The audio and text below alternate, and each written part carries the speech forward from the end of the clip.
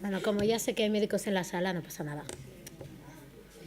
Bueno, estoy muy contenta hoy porque he visto, Marisa, que han venido los chicos más guapos del Splay esta mañana.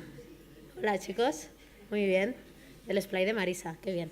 Y después también estoy muy contenta porque dentro de poco es el cumpleaños de Pili y es la persona que conozco que más ganas tiene de cumplir años. Porque si la saludáis cada domingo, ella siempre dice, hoy es mi cumpleaños. Siempre hay que decirle, no, porque es en abril, Pili. Pero me gustaría que le cantáramos cumpleaños feliz, porque ella tiene tantas ganas de cumplir años que estará súper contenta, ¿vale? Pili, te cantamos cumpleaños feliz. ¿Vale? 1, 2 y 3. Cumpleaños feliz, cumpleaños feliz, que el Señor te bendiga. Cumpleaños feliz.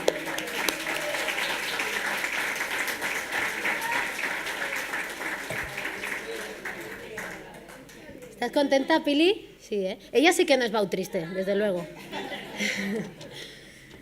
Bueno, pues vamos a hablar del Arca de Salvación, como veis aquí en la pantalla. Y hemos leído esta mañana en la lectura un poquito la introducción de lo que os quiero explicar hoy, y es algo de lo que llevo mucho tiempo meditando y he aprendido mucho, porque últimamente no duermo muy bien y entonces por la noche pues leo y pienso y también aprendo. Y me gustaría que también vosotros podáis aprender alguna cosita de la que yo he podido aprender, ¿vale? Bueno, primero quería haceros un listado de cosas a ver si os suenan. Guerras en Irak, Afganistán, Siria, millones de refugiados, terrorismo, corrupción generalizada, personas muriendo de hambre en África mientras los ricos se enriquecen, violencia de género, violencia infantil, tráfico humano, narcotráfico, negocio de armas, bullying en los institutos, etcétera, etcétera, etcétera. Seguro que a muchos os vienen más cosas a la mente. Pues vamos a leer el versículo de Génesis que hemos leído antes, pero lo vamos a repetir. El versículo, capítulo 6, versículo 5. Y me gustaría que todos tuvierais vuestra Biblia abierta en Génesis 6, por favor. También ahora Manolo va a ponerlo, la primera diapositiva. Dice, el Señor vio que era mucha la maldad de los hombres en la tierra y que toda intención de los pensamientos de su corazón era solo hacer siempre el mal. Es muy fácil, ¿no? Este versículo. El Señor vio que era mucha la maldad de los hombres en la tierra y toda intención de los pensamientos de su corazón era solo hacer siempre el mal. Parece que estemos hablando de nuestra sociedad, ¿no? Pero el Señor en este caso se está refiriendo a la sociedad de Noé, a la época de Noé, ¿vale? Vamos a explicar un poco la historia de Noé, aunque todos la conocéis, ¿vale? Dios se entristeció mucho al ver que los hombres continuamente elegían hacer el mal en vez de elegir a Dios, ¿vale? Solamente hay dos opciones y siguen siendo las mismas, o elegir a Dios o elegir el mal. Y al ver que Dios continuamente solamente elegía hacer el mal, pues decide destruir a su creación, porque se siente mal, le duele mucho en su corazón. Dice la Biblia unas expresiones que se llaman antropomorfismos, que es para que entendamos mejor cómo se sentía Dios, ¿vale? Dice que a Dios le pesó en su corazón o que se arrepintió haber hecho al hombre. Pero no significa que Dios cambie de opinión, sino que es una expresión para que nosotros entendamos mejor cómo se sentía Dios y las decisiones que tomó a partir de ese momento, ¿vale? Entonces, ¿qué pasa aquí? Es muy importante los peros en la Biblia. La mayoría de vosotros en la Biblia tenéis un pero. Dice, pero Noé halló gracia ante los ojos de Jehová. Un solo hombre hizo que apareciera la gracia de Dios, y cuando Dios en su corazón pues, se sentía tan mal que quería destruir toda la humanidad, vio a Noé, ¿vale? Todos sabéis la historia. Entonces Dios le da unas instrucciones muy claras a Noé para que construya un arca con ciertas características que están súper claras en la Biblia. Del capítulo 6 al 9 nos explica toda la historia, ¿vale? Le dice que tiene que ser de madera de ciprés, que tiene que calafatearla, creo que se llama, por dentro y por fuera, para que no entre el agua. Con brea, tiene que tener una ventana, una puerta y otras características. Le dice los pisos, le dice a qué distancia tiene que estar todo, y Noé lo hace, ¿vale? tarda muchos años, parece muy fácil de decir, pero seguramente Noé no había construido nunca un barco así. Nunca había llovido, además, y Noé acaba el arca, después de muchos años, con la ayuda de su familia, con mucho trabajo, y Dios le dice que tienen que entrar en el arca él y su esposa, y sus 3 hijos y sus 3 esposas, que son los que le han estado ayudando. O sea, 8 personas de toda la humanidad que había en ese momento. 8 personas entran en el arca, y después también tienen que entrar animales, ¿vale? De los animales limpios, pues tienen que entrar 7 parejas, un macho y una hembra de cada especie, y de los animales no limpios, un macho y una hembra, solo 2 animales de cada especie. Y también tenían que coger provisiones, claro, si no iban a morir de hambre. Dices, ¿para qué entras en el arca si después te mueres de hambre? Entonces, comida también, y se cerró la puerta, ¿vale? Bueno, cuando Noé acabó el arca, después de 7 días empezó a llover. Y llovió durante 40 días y 40 noches. Claro, imaginaos, habéis visto en la foto del principio que el arca la construyeron en un sitio que no había agua. Claro, todo seco, todo alrededor seco, no estaba ni cerca del mar para meterla dentro como se hace a veces en los astilleros o cosas así. No tenían. Es el principio de la humanidad, no tenían lo que tenemos ahora, ¿no? Para meter un barco en el agua. Pero, imaginaos, construyeron ese arca con todo alrededor seco. Y empezó a llover 40 días y 40 noches, se cubrió toda la tierra de agua hasta los montes, y la tierra estuvo cubierta de agua 150 días, toda cubierta de agua. Y entonces las aguas empezaron a bajar y el arca se posó sobre un monte. No sé si sabéis las canciones de Noé, pero lo explican muy bien también. Se posó el arca sobre un monte y Noé, ya sabéis que entonces abrió la ventana, mandó primero un cuervo para ver si la tierra estaba seca, no estaba, después mandó una paloma, no estaba seca, y después volvió a mandar la paloma y volvió con una rama de olivo, ¿vale? En el pico, y significó que ya estaba seca la tierra. Y cuando Dios les dijo, abrieron la puerta y salieron todos. Supongo que en orden, porque imagínate todos los animales que llevaban ahí no sé cuántos días metidos, salieron todos de allí, y lo primero que hizo Noé es hacer un altar, el primer altar a Dios, después de un hecho como este, ¿no? Y ofreció un holocausto que a Dios le agradó. Adán ya había ofrecido una ofrenda también a Dios, pero Noé construyó un altar de agradecimiento a Dios y ofreció los animales que quería entregar por agradecimiento, ¿vale? Y después de esto Dios hizo un pacto con Noé y con su familia, ¿vale? Solo es para recordarlo, ¿eh? Ya sé que todos sabéis la historia de Noé.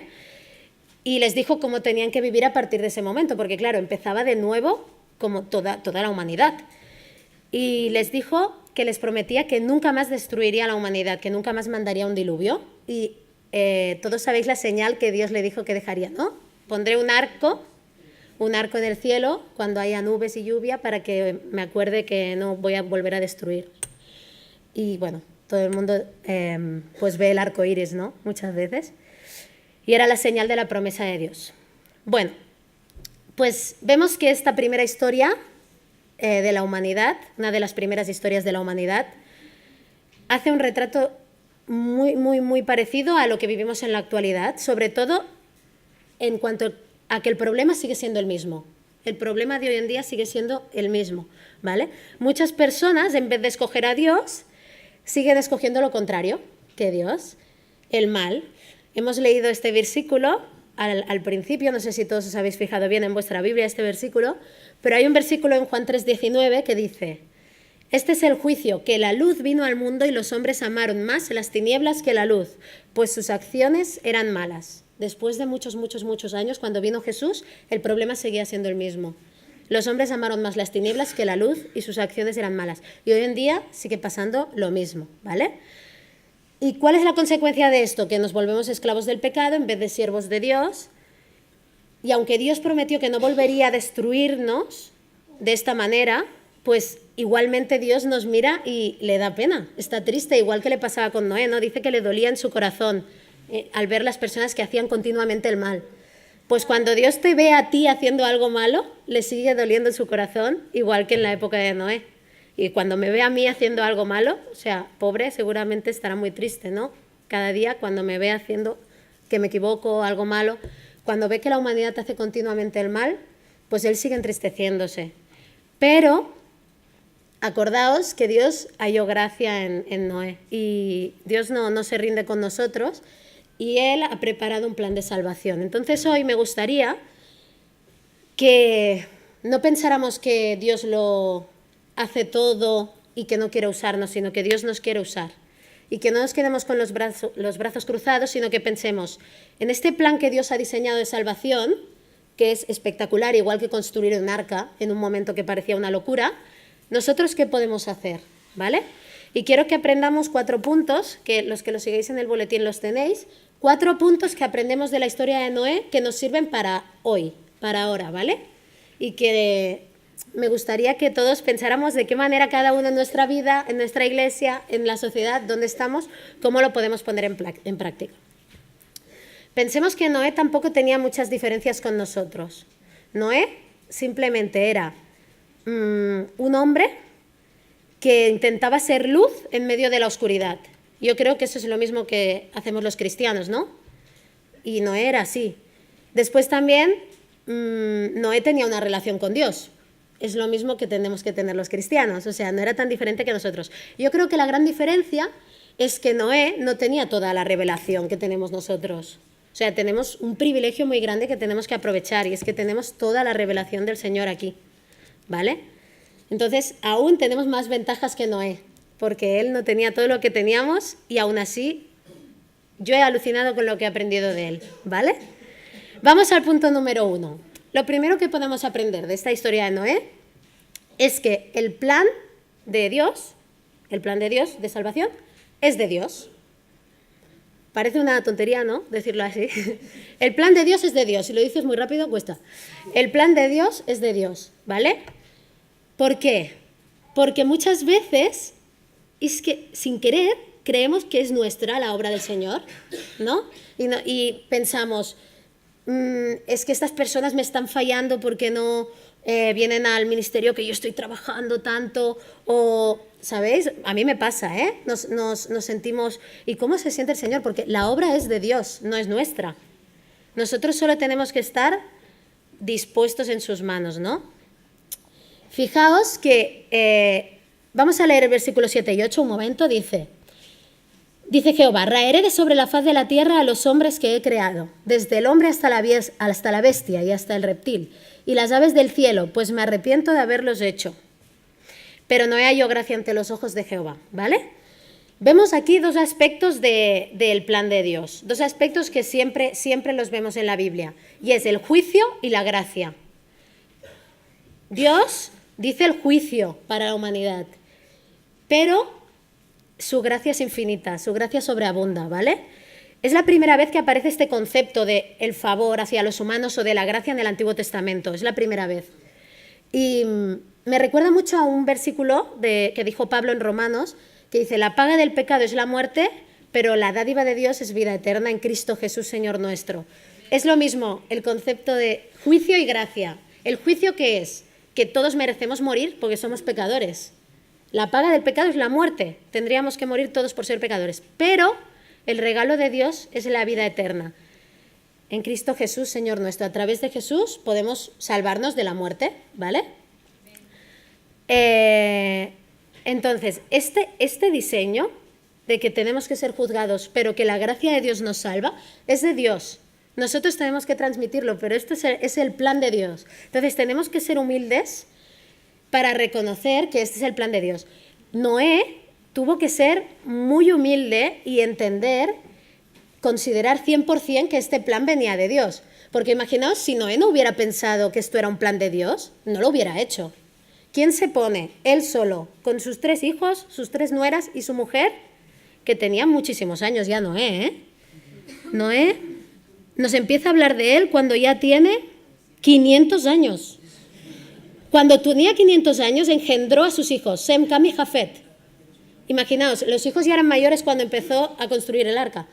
Y construyeron el arca, si Noé no hubiera pensado que era 100% el plan de Dios, no lo hubiera hecho. Era una locura para los hombres, ¿vale? O sea, que yo creo que cuando pensemos que donde nosotros estamos sepamos 100% que es el plan de Dios, aunque para los hombres sea una locura, es posible para Dios. O sea, que tendremos esperanza de que las cosas pueden salir bien, no por nosotros, sino porque es de Dios. La segunda cosa que podemos aprender, ponemos la siguiente diapositiva, es que necesitamos un arca, ¿vale? Para salvarnos, esta era el arca, ¿os acordáis cómo era? Más o menos. Es broma. Es broma, esto es un montaje para explicar lo que voy a explicar ahora. Pero para poder tener una salvación se necesita un arca de salvación, ¿no? Un modo de salvación o un medio de salvación.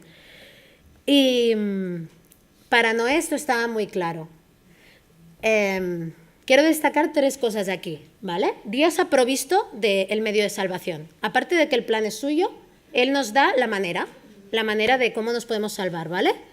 En ese momento fue el arca y ahora es la cruz, es Cristo, ¿vale? Pero hay 3 cosas que Noé tuvo muy claro. Primero, que tenía que anunciar la justicia de Dios.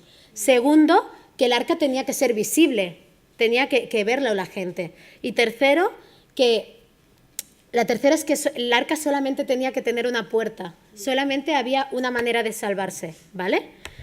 Y eso nos pasa lo mismo con la cruz de Cristo, ¿vale? Fijaos que en 2 de Pedro 2.5, nos dice lo primero, se tiene que anunciar la salvación y dice, si no perdonó Dios al mundo antiguo, sino que guardó a Noé, un predicador de justicia, con otros 7 cuando trajo el diluvio sobre el mundo de los impíos. Noé era un predicador de justicia. O sea, él estuvo predicando lo que el Señor le estaba diciendo, aún en medio de una sociedad que le estaba tratando de loco, ¿no? Yo me acuerdo que de pequeña mis padres me ponían unos vídeos de historias de la Biblia, de dibujos, se entendían muy bien. Y me acuerdo que en la Biblia no lo especifica, pero en las historias de dibujos se veía cómo todos sus vecinos, sus amigos se burlaban de Noé. Pues se pasó muchos años construyendo una cosa gigante que nadie entendía. Entonces, él igualmente siguió anunciando la salvación, aunque le tomaran por loco, ¿vale? Porque él veía que era la única manera de salvarse. Nosotros también tenemos un mensaje que hay que anunciar, ¿no? En Juan 3, 17 y 18 dice, Dios no envió a su Hijo al mundo para juzgar al mundo, sino para que el mundo sea salvo por él. Me encanta este texto. Dios no lo envió para juzgar al mundo, sino para que el mundo sea salvo por él. El que cree en él no es condenado, pero el que no cree ya ha sido condenado, porque no ha creído en el nombre del unigénito Hijo de Dios. Esto es lo que debemos anunciar nosotros, ¿vale? Igual que Noé predicaba la salvación, nosotros también tenemos que anunciar esto. ¿Qué es lo segundo? Que la buena noticia se tiene que oír, tiene que ser visible. No podemos hacer un arca, pero después no decirlo. No podemos tener el saber que existe un plan de salvación como la cruz y no decirlo y mantenerlo a escondidas, ¿no? El arca era muy visible porque Dios la hizo en unas medidas impresionantes para que fuera para el plan que era, ¿no? Pero la cruz también tiene que ser muy visible. Si todos nosotros hemos sido rescatados por la cruz de Cristo, tendría que ser tan visible, y hay miles y miles de cristianos, ¿no? Pues tendría que ser muy visible en el mundo. ¿Cómo lo podemos hacer visible? He escogido 2 versículos, pero podría haber escogido 30.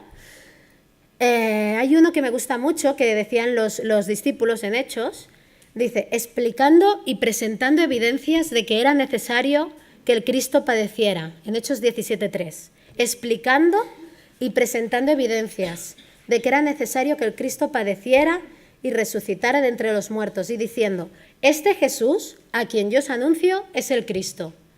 Eso es una manera de hacerlo visible, ¿no? Los discípulos no paraban de explicar lo que había hecho Jesús, de presentar evidencias de la muerte de Jesús, de decir que había resucitado, que les había salvado, pero lo anunciaban, decían, este Jesús que os estoy explicando es el Mesías, es que es el Salvador, es la única manera que os salvéis.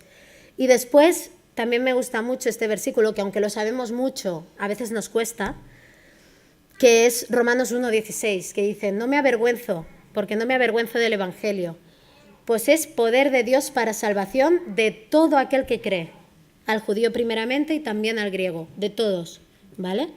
O sea, dos maneras, ¿no? Explicándolo y no teniendo vergüenza de decir quién somos y quién nos ha salvado. La cruz tiene que ser visible, es muy importante. Y después, explicar que solo hay una puerta. El arca solamente tenía una puerta para entrar.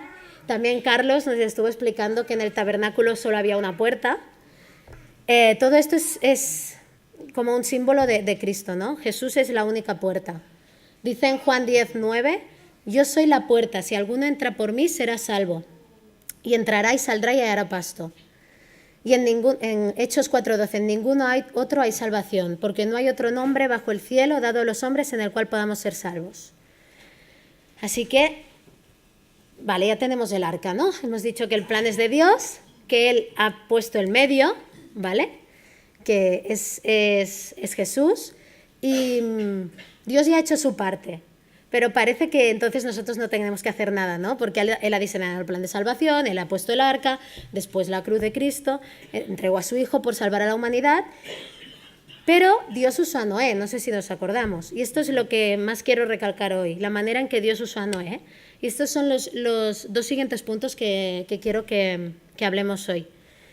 La Iglesia, cada uno como Iglesia debemos llevar a cabo nuestra misión. No vale con saber que Dios es todopoderoso y que Él igualmente lo va a hacer sin nosotros. Es verdad que si nos callamos las piedras van a hablar, es verdad. Pero yo creo que si Dios nos quiere usar, qué privilegio, ¿no? Entonces, ¿qué podemos aprender de Noé? Los dos puntos que vienen ahora. Primero, que era un siervo distinto, y segundo, que era un siervo usado por Dios, ¿vale? El siguiente versículo que va a salir ahora en la pantalla es el que hemos dicho al principio, que me encanta. Dice, mas Noé halló gracia ante los ojos del Señor. En algunas versiones que tenéis vosotros seguramente pone, pero Noé halló gracia ante los ojos de Jehová. Es lo mismo, ¿vale? ¿Qué me llama la atención de este versículo? Mucho, mucho. Que Dios miró a Noé, ¿no? Dice que halló gracia ante los ojos del Señor. Dios mira a Noé. Y haya gracia a Noé ante él. Entonces, cuando Dios nos mira a nosotros, o sea, cuando Dios te mira a ti, ¿qué ve? O sea, él ve a todo el mundo, ¿no? Es que son las hormonas. Él nos mira a todos individualmente, aunque hay mucha gente. No creáis que solo miraba a Noé. Miraba a Noé y a su vecino que se estaba burlando de él.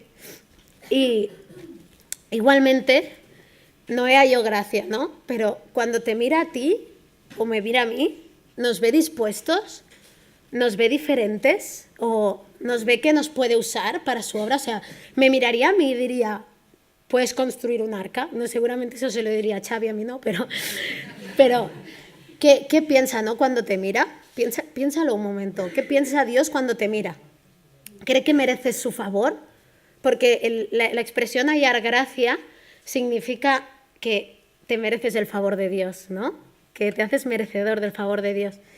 Y Noé halló gracia ante los ojos de Dios. Hay otras personas en la Biblia que nos dice que hallaron gracia, ¿no? David, María, Nehemías, dice que hallaron gracia ante los ojos de Dios. Y nosotros también podemos. Porque debe ser increíble que Dios te mire y al verte le guste su creación, ¿no? Te mira a ti y dice, me encanta lo que he creado. Es impresionante. Y si ve que en ti Él se glorifica, o sea, que te ve a ti y dice, esta persona me está dando la gloria a mí. Eso es lo que hacía Noé. Y es lo primero que yo he aprendido de Noé, que el Señor le miró y halló gracia. Me impresiona mucho. Él le miró y Noé halló gracia ante los ojos del Señor. Es espectacular. Me gusta mucho porque hay un versículo que para mí es lo mismo, ¿no?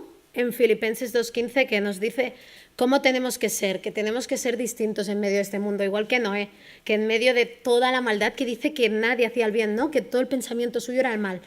Y el Señor vio una lucecita allí, una luz, y vio que era diferente entre esta generación. Y hoy en día, con toda la maldad que hay, ¿no? Lo que he dicho al principio, todas las cosas que vemos a nuestro alrededor, hay un versículo en Filipenses 2:15, que si no lo tenéis subrayado, coger el boli.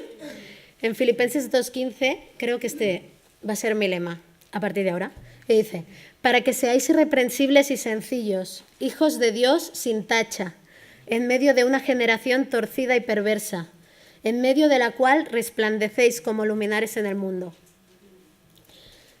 Es impresionante, ¿no? Dice el Señor que seamos irreprensibles y sencillos en medio de esta generación torcida y perversa. Y cuando nos mire, cuando la gente también nos vea, resplandecemos como luminares en el mundo.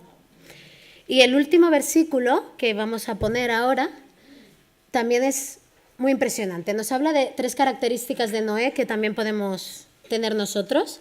Es el versículo 9. Génesis 6:9 dice: estas son las generaciones de Noé. Noé era un hombre justo, perfecto entre sus contemporáneos. Noé andaba con Dios. Me encanta. O sea, Dios le mira y le conoce, ¿no? ¿Y qué tiene Noé de especial para que haya gracia? ¿Qué tiene de especial? Pues estas 3 cosas. Justo, perfecto y anda con Dios. Parece imposible, ¿no?, que una persona sea así, porque nadie somos justos ni perfectos.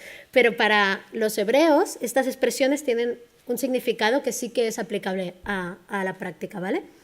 Vamos a ver primero justo. No era justo. En hebreo la palabra justo significa que es una persona que vive por fe en obediencia a la ley de Dios. Justo significa alguien que vive por fe en obediencia a la ley de Dios. No era justo porque vivía totalmente por fe. Es que nadie puede negar la fe de Noé. Es que era tan visible, era tan palpable, se atrevió a hacer un arca, ¿no? Y obedecía constantemente a Dios en todo. Hay 2 versículos en la historia de Noé que recalcan esta característica de él.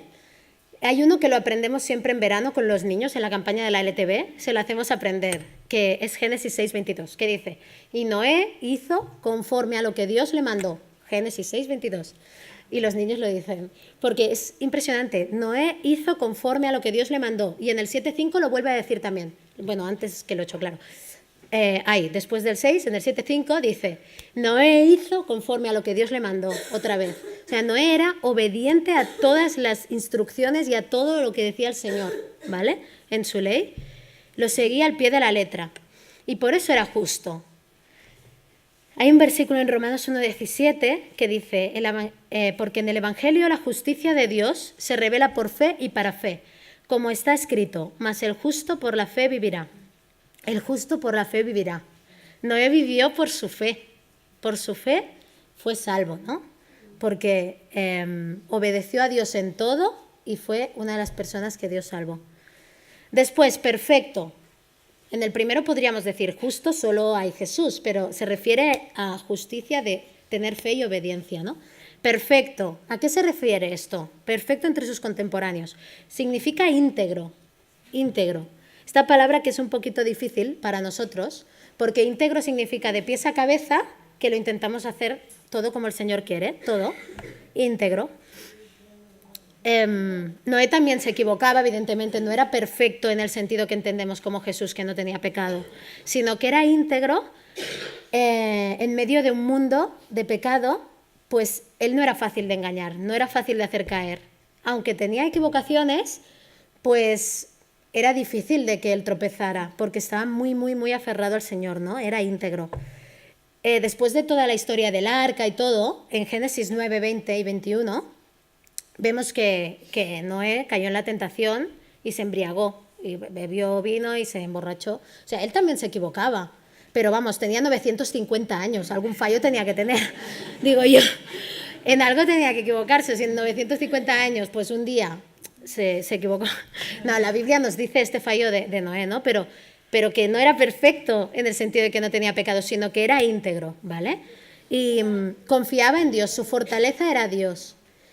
Y eso era lo que le hacía mantenerse fuerte. Hay un versículo en Proverbios 10:29 que dice: fortaleza para el íntegro es el camino del Señor, pero ruina para los que obran iniquidad.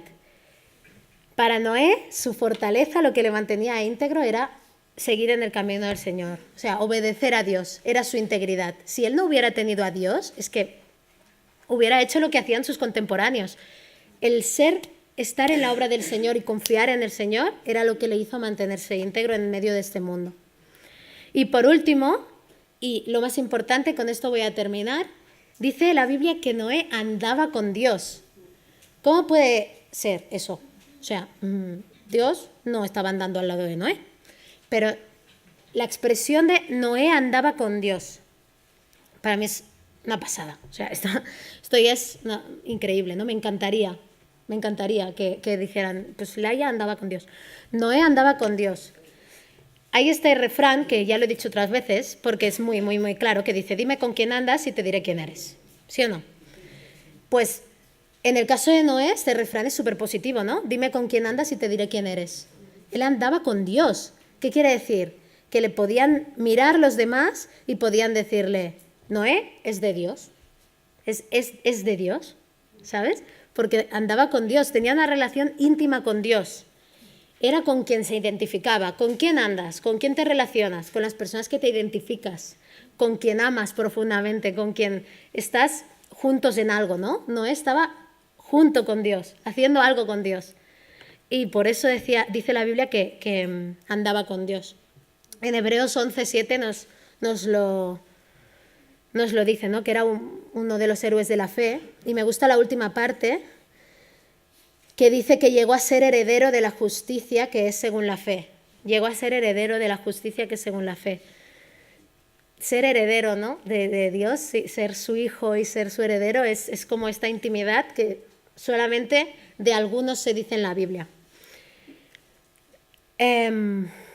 Y hay otra persona que por estas circunstancias era el bisabuelo de Noé, pero no significa que andar con Dios se herede, no es de herencia. O sea, puede ser que tu padre ande con Dios y tú no andes con Dios. Eso te lo tienes que trabajar tú. Pero en este caso el bisabuelo de Noé también dice la Biblia que andaba con Dios. ¿Y quién era el bisabuelo de Noé? Enoc. Y también dice la Biblia que él tenía esta intimidad personal con Dios tan fuerte que tendría que ser la verdadera vida de los cristianos. Una intimidad tan fuerte que la gente te vea y diga, tú andas con Dios. Y vivió andando con Dios y parece que es muy emocionante. La gente que anda con Dios le pasan cosas espectaculares. Porque Noé andaba con Dios y fijaos lo que le pasó. Para mí es espectacular la historia del arca, ¿no? Y Enoc vivía andando con Dios y ¿qué le pasó? Que desapareció, dice la Biblia. Que no murió físicamente, el Señor se lo llevó. Solamente le ha pasado a Elías esto también. Y creo que tiene que ser muy impresionante vivir andando con Dios, ¿no? Porque las cosas increíbles que te suceden estando en esta intimidad con Dios es que vale la pena. Vale la pena vivir andando con Dios. Es lo mejor que podemos tener, ¿vale? Entonces, me gustaría que hoy hiciéramos algo práctico, porque estamos acostumbrados a estar sentados escuchándome, pero yo estoy de pie mucho rato que me cuesta. Así que todos hoy vamos a movernos, ¿vale?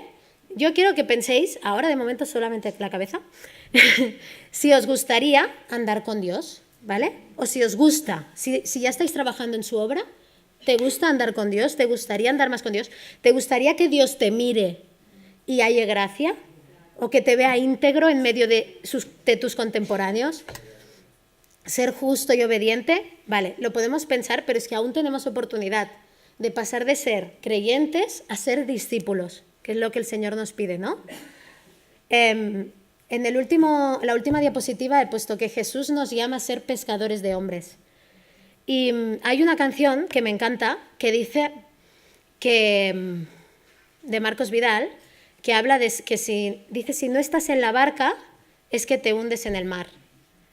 O estás en la barca o te hundes en el mar. Y dice, o estás dentro o simplemente no estás. Esta expresión me encanta. O estás dentro de la barca o simplemente no estás. O estás en la barca o te hundes en el mar, ¿vale? Pedro y Juan, en Hechos 4:13, les vieron y les reconocieron que ellos eran del Señor. Dice, en Hechos 4:13, si lo podéis buscar, para terminar, es el último que voy a leer. Hechos 4:13. Entonces, viendo el denuedo de Pedro y de Juan, sabiendo que eran hombres sin letras y del vulgo, se maravillaban y les reconocían que habían estado con Jesús. Creo que es lo mejor que nos pueden decir, ¿no? Que la gente nos mire y reconozca que hemos estado con Jesús. Es lo mejor. Mira, estos son los que están con Jesús.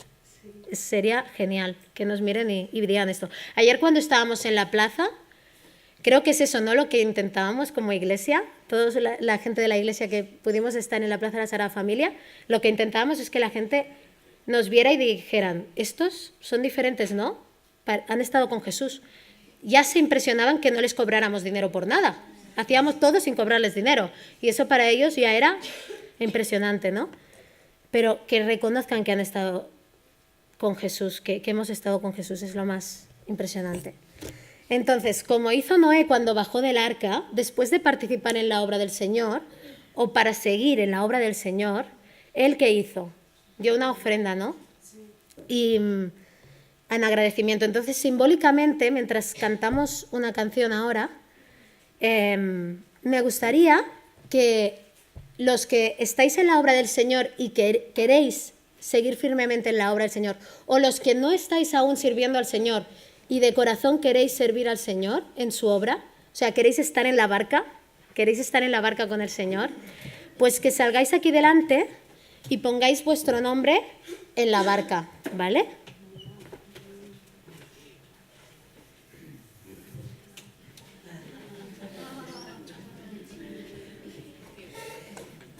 Mientras vamos cantando libremente, os podéis levantar y poner vuestro nombre en la barca.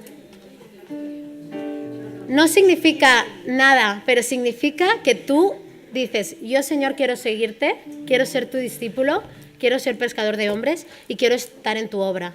Así que todos los que queráis podéis ir saliendo.